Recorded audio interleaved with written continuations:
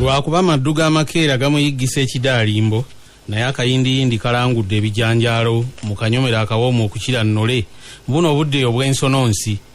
waddeko engoma kamanywa mu bambi naye Waguma Kisula nze nkedde okubalingizaako nti kitonto gumbya nnyonyi wuuna atabye naye mutya nno yonna gye musinziira kubanga ensi mabuliro omugole abulira mu kisenge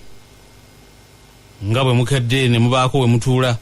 ne mukkalira abamu ku bulago n'abalala ku mwasa jjute mwami akooye n'ebirala bigwa mu kkowe lino nange njagala kubaagaliza eryamu gy'onaalaamiriza nga muliisa entanyeenya kubanga munnange gye babiyigga gye bidda gonja omunene ate munnange adda mu ssogolero bannange akisita si akisulako wuuno namunya abuusewo obutama kati agenda kunyeenya muzinga konze nti bano banaalinda ate wantawaata alyoka ababuulire nti mwegulire kopi ku gaaleero musitukiremu bwe mba nga muyise we gali kaakadde kakombye mu kyekkobe eky'ettungulu kiwoomerera ate ng'omugenyi w'omwaka bw'akyala talwa mu mbubbu so nga nabutaseguka era tebuyinza kulabya naggwatiro ate mutindiza bikolokomba bw'amaliriza okukombya enkerettanya ebibombo nga nsoza nannyinimu amukuba enkoona so nga ye agaba akagembe bw'afundikira okukuba omweso gw'okugerengejja akuba kwa bukadda ku kyoto.